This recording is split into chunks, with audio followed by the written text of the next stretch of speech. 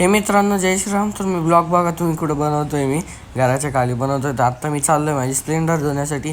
तर आता म्हणजे इथं पाहू शकता तुम्ही, ॲव्हेटर लावली आहे आणि इकडं पाहिजे स्प्लेंडर आणि चोर. आता तुम्ही धूळ पा केवढी बसली हे पा. आणि निघालो कळालं पेट्रोलच नाही गाडीमध्ये. आता काय बुक इथपर्यंत जाते, नाही ढकलत न्यावं लागणार आहे. मग काय आलो इथं, आली गाडी आपली इथपर्यंत. बेल वाजवली, आजी आली, दार उघडलं. मग काय हिला घेतलं पा.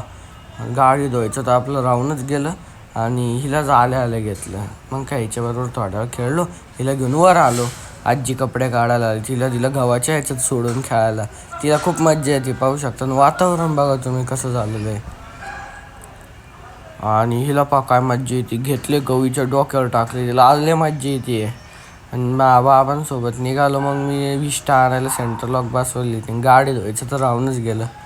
मग काय विष्टा घ्यायला आलो, सेंटर लॉक तर काय बसलं नाही. मग काय घरी घेऊन आलो, लावून टाकली इथं. आणि हिला पाहिजे खेळायला, तर हिला घाबरती. ते कॅक्टरसला ते दोन्ही वाचतात ना त्यामुळं.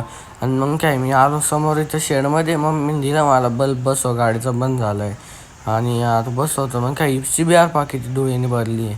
आणि मग खोलली गाडी, बल्ब पाहिला, बल्ब एकदम ओके, काही कळना झालं. आणि स्प्लेंडर तर मी तर खोलून रोज लावायचं, तिचं काय हिचं काही कळना झालं आहे.